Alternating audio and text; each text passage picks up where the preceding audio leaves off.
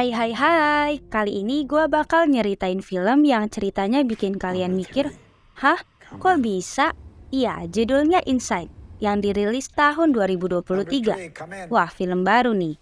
Daripada banyak cincong, langsung aja masuk ke dalam ceritanya. Enjoy! Awal scene diperlihatkan apartemen yang mewah banget, dan pastinya penjagaannya juga nggak main-main. Apartemen ini milik seniman yang terkenal. Kebetulan, seniman ini lagi liburan ke Kazakhstan bersama anaknya. Lanjut, pada suatu hari ada pria yang mencoba menyelinap masuk ke dalam apartemen untuk mencuri karya seni di sana. Ya maklum lah ya, lukisan di sana harganya mehong-mehong say. Setelah beberapa menit, pria ini berhasil menguasai apartemen dengan bimbingan temannya lewat HT. Pria ini mengambil semua lukisan yang ada di sana. Tapi sayangnya, ada satu lukisan yang gak berhasil dia temuin. Karena terlalu lama mencari, akhirnya sistem keamanan kembali aktif dan pria itu akhirnya terjebak. Pria itu panik dan kebingungan. Dia mencari cara untuk keluar dari tempat itu tapi tidak berhasil. Nyoba hubungin temennya, tapi temennya juga nggak bisa bantu apa-apa. Setelah kerusakan sistem, alarm keamanan berbunyi, penjagaan apartemen juga semakin ketat. Semua akses keluar dari ruangan itu tertutup seperti tidak ada celah, dan suhu ruangan berubah menjadi panas. Kemudian pria ini berjalan ke arah yang sepertinya dapur. Di sana akses untuk minum dan kompor semua mati. Sisa kulkas yang menyimpan makanan dan minuman dengan stok yang sangat terbatas. Di malam pertama dia masih santuy nih. Masih duduk minum vodka sambil makan wafer yang diolesin sama telur kaviar. Anjay nggak tuh?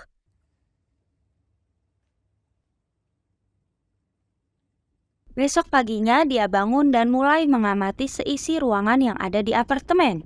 Setelah mengamati, dia mencoba untuk keluar dari ruangan itu dengan cara menghancurkan kaca dengan benda keras yang ada di sana. Tapi, karena kaca di apartemen udah didesain dengan sangat tebal, jadi nggak mempan untuk dipecahkan. Setelah rencana awalnya gagal, dia kembali duduk sambil merenung mengamati kembali seisi ruangan itu. Sampai akhirnya, dia melihat ke arah atas atap dan di sana dia mulai mendapatkan rencana selanjutnya untuk bebas. Dari situlah, dia mulai menyusun semua barang-barang agar bisa mencapai ke atas atap. Tapi karena suhu ruangan yang semakin lama semakin panas dan ketersediaan air juga udah habis, ngebikin si pria ini kehausan banget. Sampai akhirnya si pria ini makan es batu. Abis itu lanjut menyusun barang untuk menjalankan rencananya.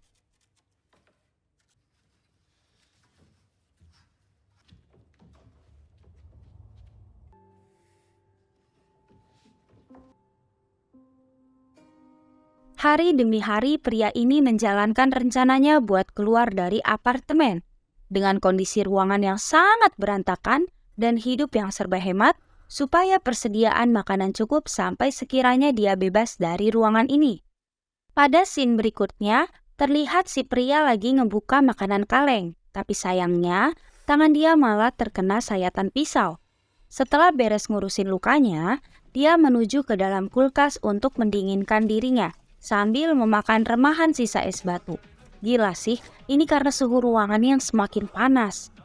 Nah, pada bagian ini juga kelihatan kan kalau dia udah mulai kena mental.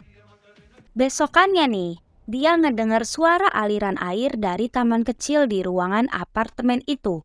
Melihat hal itu, dia langsung meminum dan menikmati airnya sampai aliran air ini berhenti.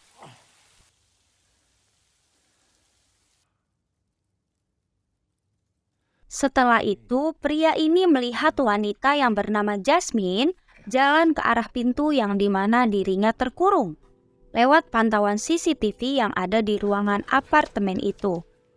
Melihat hal itu, dia langsung gedor-gedor pintu sambil teriak minta bantuan kepada Jasmine, berharap dia bakal denger dan ngebukain pintunya. Tapi sayangnya, Jasmine gak ngedenger.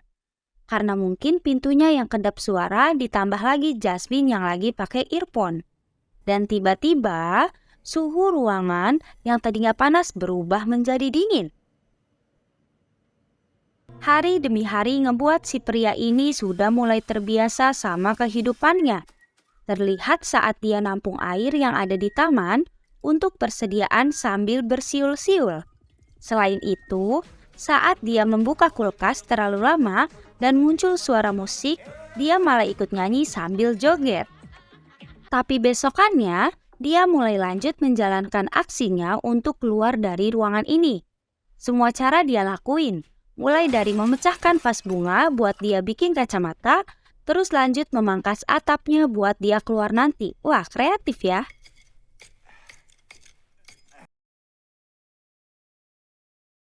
Pada scene berikutnya, pria ini ngebuka sebuah lemari. Tapi siapa sangka, lemari itu menuju sebuah lorong sempit. Karena penasaran, pria itu jalan mengikuti arah lorong. Setelah sampai di ujung lorong, awalnya dia kaget karena ngeliat kayak ada mayat yang terbaring di sana.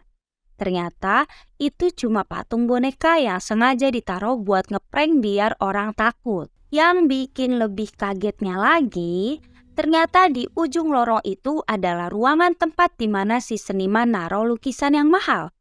Lukisan yang dari awal udah jadi inceran si maling. Nama lukisannya self-portrait.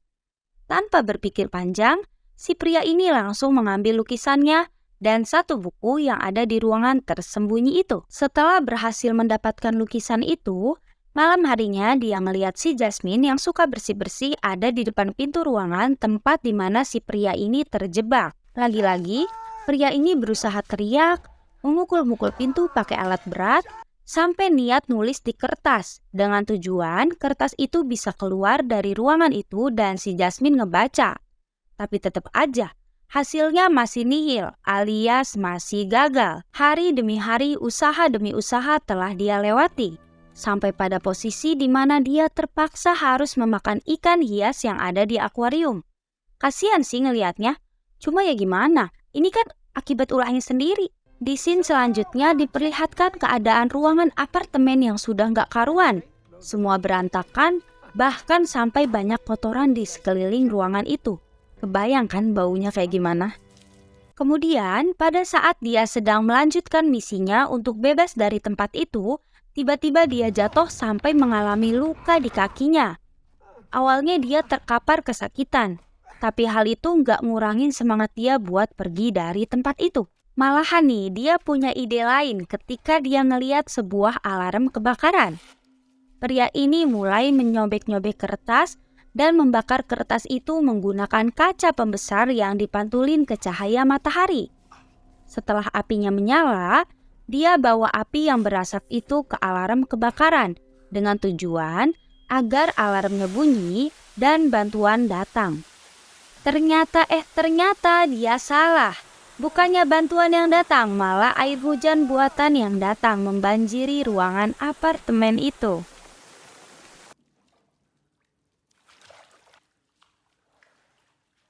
Gak berhenti sampai di situ. Dia melanjutkan usaha yang sebelumnya sudah dia jalankan. Dan rencananya yang sedari awal dia susun ternyata berhasil. Iya, dia berhasil pergi dari tempat itu.